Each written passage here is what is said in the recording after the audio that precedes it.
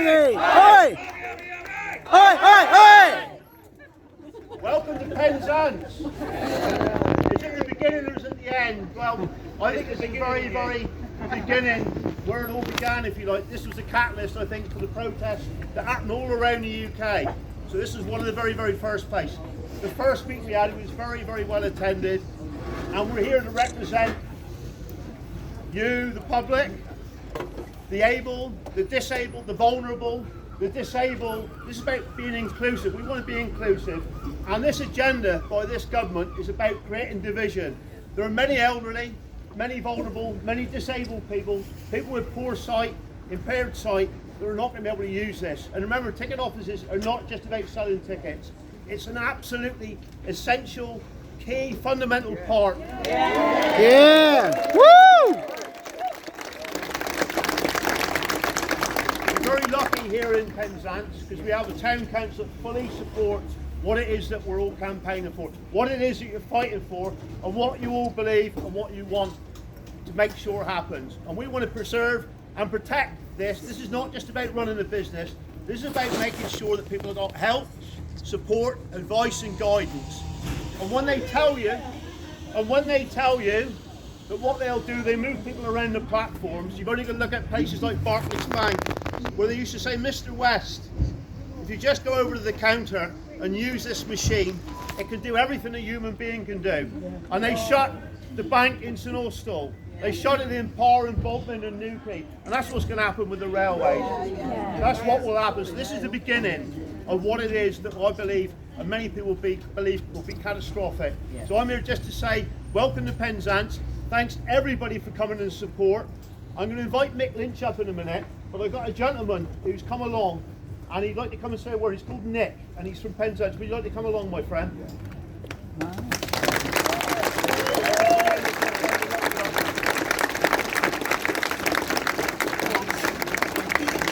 And the reason I've invited Nick up is this is not about the people like me and Mick Lynch and the Prime Ministers and MPs. This is about ordinary people. About ordinary people, and I just want to, can I invite you just to speak, Nick? Yeah, sure. Say a few things. Hello, my name's Nick Bailey.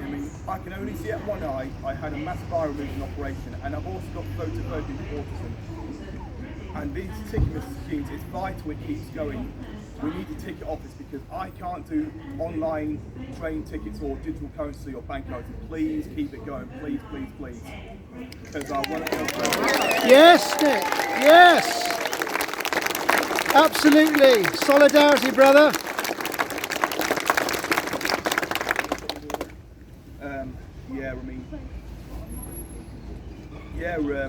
A very brief thing got to say, I can't see very well. What happens if someone deeps and nasty tries to bug me for money and I can't see people's faces very well?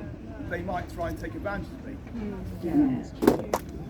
And ask all sorts of questions at tickets office. So, big main reason, this needs to really keep going because this will save my life. And it needs to keep going for my safety. Thank you very much. Yes, Nick.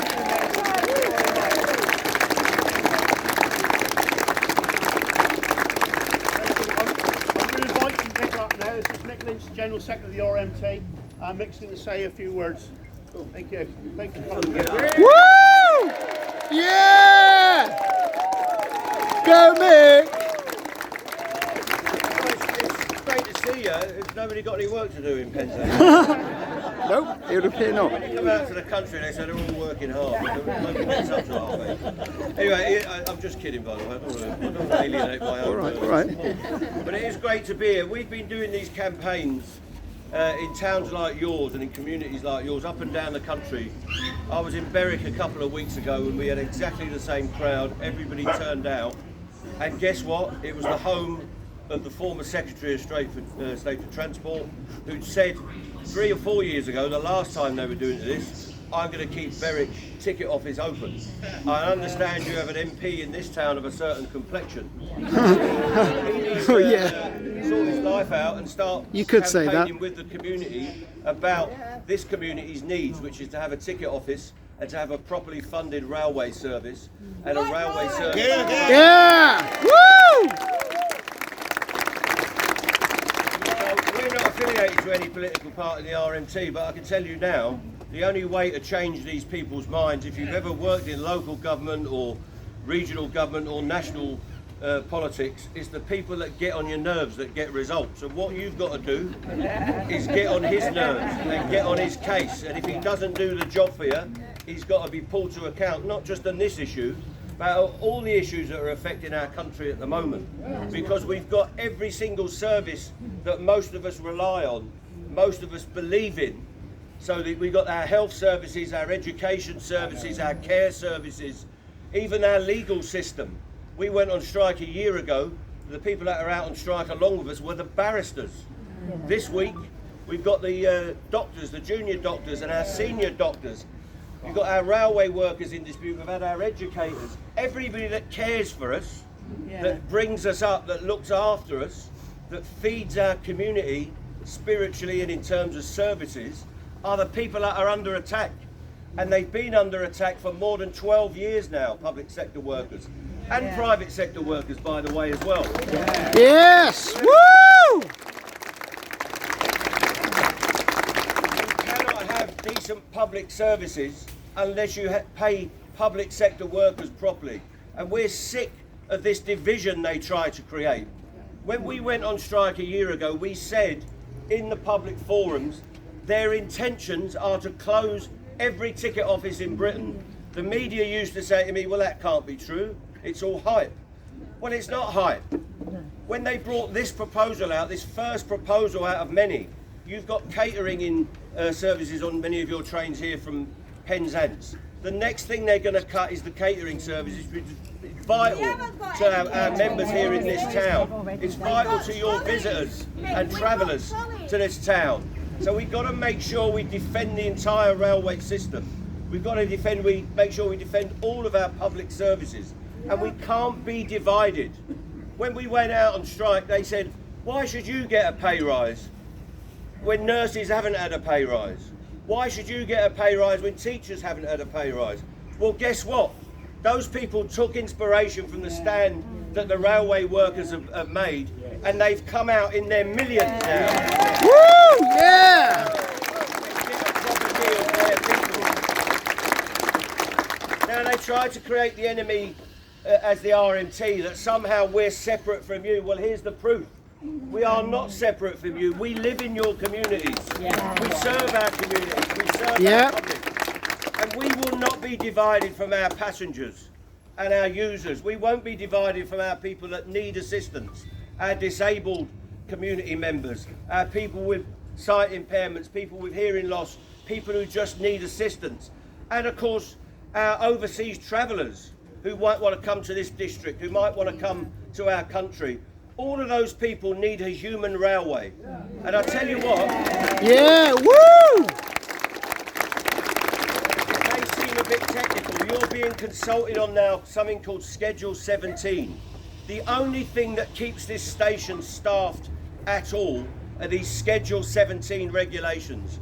And some Tory MP or some commentator in the Mail or the Telegraph will say it was just bureaucracy. It's only 12% of ticket sales. That's absolute nonsense. They did that survey about ticket sales at the height of the pandemic. Of course, the sales were down. They take no account of need and the quality of transaction that our members give to you, the passengers. And they tell us that there's nobody travelling on the railway. The railway is jam-packed full of people at the minute. And during this dispute that we've had, they have spent £1.5 billion of your money on fighting our union, right? And if you take what UK hospitality has lost, these sort of businesses here, the businesses around the towns, the bars, the restaurants, etc., all around Britain, they have lost £3.5 billion in this dispute.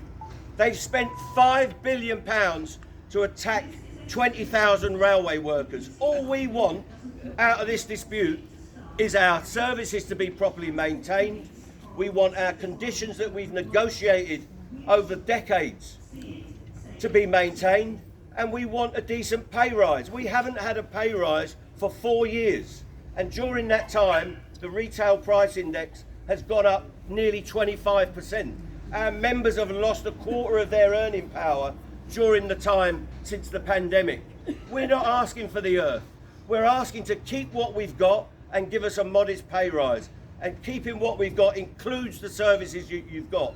They told us when they shut these ticket offices, 2,300 people would be made redundant. And then in Parliament, he denied it.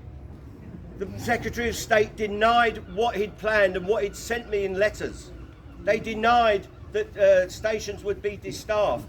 They are telling lies every day of the week. These people. Hell yes, they are. Spending your money on fighting 20,000 railway workers just because they feel they ought to make an example of us is corruption as well as you can define it. Yes. They're taking money off the health service, taking money off the railway service and giving it to people like First Group who run this service here and the other groups. Go ahead. They're taking your money and giving it to the railways of Europe to subsidise their passengers. DB that runs cross-country coming down here, they're charging £9 a month to travel on any train in Germany. Where are they getting the money? From you. Because they've privatised your service with the National Railways of Europe and other people from around the world. It is a national scandal the way they've wasted money. £65 billion of money has been extracted from the railway since privatisation. And every day that we've been on strike, First Group, Cross Country, all the other train operating companies get paid. They haven't lost a penny in this dispute, but they say they're bringing the free market private enterprise to the railway. It's corruption. They are being subsidised to face us down, and all we want is to maintain what we've got.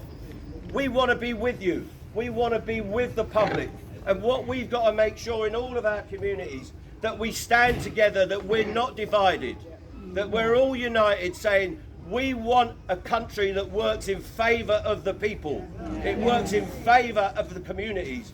Every community in this country, wherever you go, has lost its banks, has lost its post offices, is losing its pubs, losing its community centres, losing everything that doesn't give corporate Britain a massive subsidy.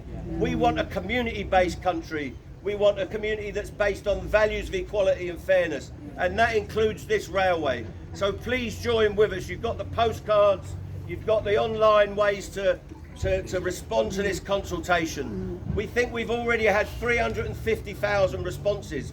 That's without them even opening the bundles of postcards they've got. We can work towards 500,000, and we can save our ticket offices, we can save our railways for our communities and not for profit, and we can start the turnaround where politics in this country and the politicians that are meant to serve us are called to account, and they do the job on behalf of our people, and we start to win for our people. So thanks very much for coming out. Yes! You the man, Mick, you the man! Woo!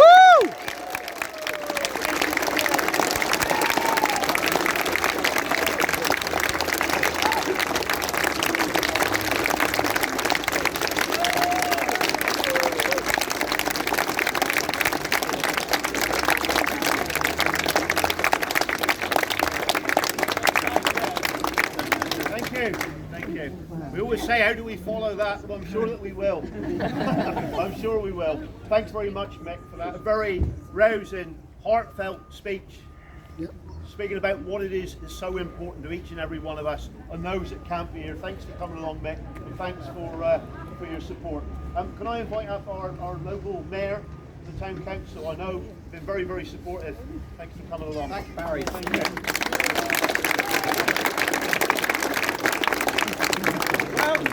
Thank you, everyone. This is around 4 or 5 times the crowd from last time round, so we're getting somewhere.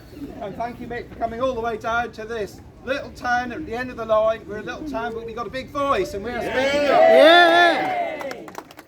And I'm proud to say that our council backed unanimously the retention of a fully staffed ticket office at this station. Why are we doing that? I see the size, people, not machines. I see this wonderful lady down here who helps me every time she and her colleagues help me every time I have a difficult ticket issue. We see Nick, who had the bravery to come and speak to us about the issue he faces. These are the real people who suffer with this erosion of face-to-face services, not just on the railway, but as Mick said, all across community services, and we as a council want to take a stand against this. We want to say enough is enough. We want to stop eroding face-to-face services. The goodwill ambassadors, I could call them, that work behind those ticket office desks, they are amazing. They are amazing. Here, here. Woo! They are goodwill ambassadors for GWR, and for first, they don't even realise how much good work these people do. They are goodwill ambassadors for the railway generally. They are goodwill ambassadors for our town. As has been said earlier, they deal with tourists from all around the world who come to this iconic station at the end of one of the most famous railway lines in the world.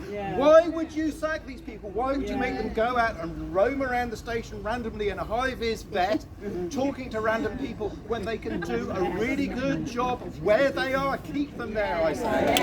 Hell yes!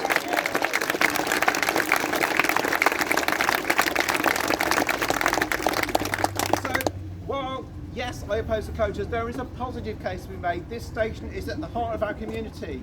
We have a vision as a council of a sustainable transport network, a network where people can walk and cycle, can travel on public transport. It's accessible to everyone regardless of age, ability, income. And this station, it brings everybody into the heart of that sustainable network. We need to be investing not just in infrastructure, we need to be investing in people. So we will be calling as a council on GWR. We will be trying to talk to GWR, persuading them to reverse the decision, not just here in Penzance, but across Cornwall. It would be a scandal if next September a county, a duchy with a population of nearly 600,000, that is the population of a large city, would have no staff ticket offices. That would be a scandal. People like Mick would be left out in the cold. People with disabilities, and just people who do not like interacting with machines. So I say, invest in people, invest in the great people who man this station. We will carry on the fight. Thank you, Barry, for letting me speak. Thank you, Mick, for making the journey all the way down here. And we will continue. And thank you all for your support. You are magnificent, Penzance. Thank you. Woo! Yeah! Woo!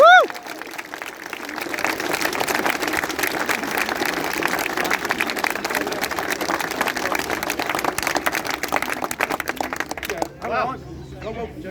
Sorry. Too eager. That's my bit. Just going to introduce Andrew and you speak after, is that all right? Yeah, that's sure. Yeah. I'm going to just introduce Andrew George. Many of you know, and if you don't know him already, Yay! Thank you very much. Thank you to Mick for coming down, and thank you all for coming out, demonstrating really on behalf of a much wider group of people across West Cornwall just how passionately we feel about our public services. It's not just the ticket office. On this occasion we're fighting and fighting hard, and we're going to fight to win to retain our ticket offices. Of course we are. But as Mick pointed out, a large number of public services are being attacked across the board. The health service, our NHS, has never been in a worse state in its 75-year history. Our care services have never been in such an appalling state in their 75-year history. There's never been such a big housing emergency here in West Cornwall. You know, the problems are just across the board under this government. The decision to close the ticket office is a deeply political one. Ultimately, it's not one which is taken by the companies themselves. The decision itself will ultimately go, we're pretty sure, through Transport Focus to the Secretary of State to make the final decision about it. And we know what the Secretary of State says about this, and is fully in support of this proposal already. They've had debates about it in Parliament. It's very clear that this Conservative government are backing the closure of the ticket office. Of course, in marginal seats where Conservative MPs are worried about their future, they will be making demonstrable claims that they are, and of course they're not here today, they're making Yeah. Surprise, surprise. big claims Hiding in a fridge. outside of the ticket office, but the reality is, it's their party's decision to close them. Yeah. Didn't say it in Parliament, did he? No, he didn't say it in Parliament. And the thing is, if we're looking at public services across the board, you know, how do we fund these things? Well, look, just take Cornwall one of the biggest issues that is facing Cornwall at the moment, and that is lack of affordable housing. What has happened in Cornwall over the last 10 years? Well, £400 million of your money, taxpayers' money, has been shoveled into the pockets of holiday homeowners, subsidised them, while there are thousands of families who are living in insecure accommodation and are homeless. I mean, that's what's happening in this country now, and they talk about not having the money to be able to fund these services. It's all right because there are plenty of tax loopholes which will favour the people that they're seeking to get votes from. So, you know, we know that we're being run by a government that is looking after the privileged and are not bothered with the rest of us. So when it comes to the ticket office, it was very, very telling, and the point that Nick was making, I think, was very profound and very, very, very, very powerful, because what perhaps not everyone is aware of is that they hadn't even started their equality impact assessment of the ticket office closure. They haven't completed their equality impact assessment of the ticket office closure before they went out to consultation. So it shows that they've already made their minds up, and they don't give two hoots for the people who are going to be most adversely affected by this closure. That's the reality of the situation. So look, yeah, there's a general election coming up, and it's not just for the ticket offices, for our health service, for our housing, for our education services. It's for the very sustainability of our globe as well. We have people that are actually prepared to fight against the values that this government represents. They say one thing and they do another. But in the relation to the ticket office, this is a campaign which I believe we can win, because there is an election. Yes. There's an election coming up, and yes, Tory MPs in marginal seats are going to be scared stiff right now. And it's safe. So they should be. And they will want to align themselves with you, accept their support, okay? Accept that they're on your side, run with them for a while, and make sure they vote that way when they're up in Parliament. But when the general election comes, boot them out. Thank you. Yeah! Woo! Oh, don't you worry, we will. Thank you. I wonder if you can all just join me. There's a big call out for Derek Thomas. I'm going to shout, Derek Thomas, where are you? Derek Thomas, where are you? Go! There we go. Derek Thomas, where are you? Derek Thomas, where are you? Derek Thomas, where are you? Derek Thomas, where are you, you useless fuckwit? You coward. Oi! Oi! Oi! Derek Thomas, where are you? Derek Thomas, where are you? You spineless coward.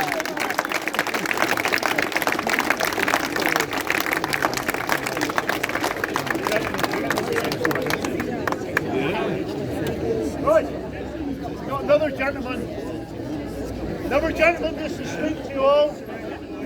Listen in. Yeah, hello everybody. This is Cornelius. Well, I'm the chairman of the local Labour Party. I'm the chairman of the Labour Party in Cornwall. And I'm very glad to come. I can't stand on this because I'm on a crutch at the moment. Right. But what I want to say very briefly is thank you Please. Thank you very much indeed to the RNT trade union and to this gentleman, Barry West in particular. Yes. If it wasn't for the RNT trade union, this ticket office would have been shut and nobody would have known about it till too late. So I want to say, as a long-term ally of the trade union movement, this is what trade unions are for. This is what they do so well, and this is why we need them. So Yes. keep that in mind. The trade union is making this. Your support is great, but it wouldn't be happening without the trade union. No, we don't have to come to Penzance ticket office to see the bad effects of privatisation in this area. You only have to go down to the Long Rock sewage outlet.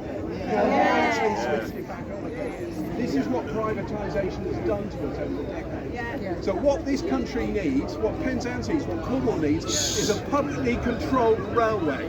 Yes. The railways need to be back under public control to make sure this kind of thing doesn't happen. So thank you to the trade union, goodbye to privatisation, and get the railways back under public control. That's all I Yes! Woo! Thank you. That's the end of the formal speakers. We are going to invite members of the public up if they want to come and say a few words. We've got lady, is it Sarah? Sarah has asked me if she can come and speak, and of course she can. Come on in, Sarah. Just remember,